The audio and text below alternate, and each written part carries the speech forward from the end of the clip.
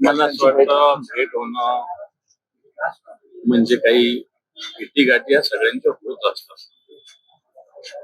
आपण फार मत व्यक्त करणं हे घाईचं होईल. शिवसैनिकाच्या भावना आम्ही सातत्याने सांगत आलेलो आहे. मग या भेटीविषयी व्यक्तिगत भेट कोणाची होत तर मला असं वाटतं त्याला फार काही आपण राजकीय स्वरूप द्यावं. त्र्यंबकेश्वर मध्ये एका नेत्याने जमीन घेतली होती. आता संजय सावकारे यांनी सुद्धा हॉटेलसाठी एक मोठी जमीन घेतली होती अशी चर्चा सुरू आहे. कशा पद्धतीच्या आरोप सत्यता आहे सगळी, रेकॉर्डवर आहे सगळ्या गोष्टी. त्र्यंबकेश्वरच्या हॉटेलची जमीन वगैरे या सगळ्या रेकॉर्डवरच्या गोष्टी. या काही घेतली होती एका नेत्यांनी सांगा संजय शिवसेना त्यांनी घेतलेली होती आहे. संजय सावकारेंवरही तशाच पद्धतीचा त्या राज्यातील मंत्री नुसते ओरबडतात राज्याला वाटतं. दादा ऑपरेशन सिंदूरवर नाना पटोले आणि बावनकुळे फिरले एकमेकांवर अत्यंत खालच्या पातळीत टीका व्हायला लागली आहे.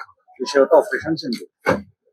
ऑपरेशन सिंदूर झाले देशाच्या सैनिकांनी केलेले, सैन्य दलांनी केले, मात्र त्याचा आदर आपण सगळ्यांनी केला पाहिजे एवढंच मला. बच्चू कडूचं अन्नदान आंदोलन 5वा दिवस आहे. कोणाचंच लक्ष नाही आहे. अद्रस्त होतं का सगळं सध्याला घेणं आम्ही 8 दिवसांना आंदोलन करतोय. सरकार शेतकऱ्याचं नाही नुसतं घोषणाबाद सरकार आहे, मूर्ख सरकार आहे, बैल सरकार आहे, आंदोलन. बरं, शिंदेच्या बालेकिल्ल्यात तुमच्या पक्षाचा जनता दरबार नितीन नांदगावकर आता ठाण्यात जाणार आणि जनता दरबार घेणार असं म्हणतात की शिंदेचा बालेकिल्ला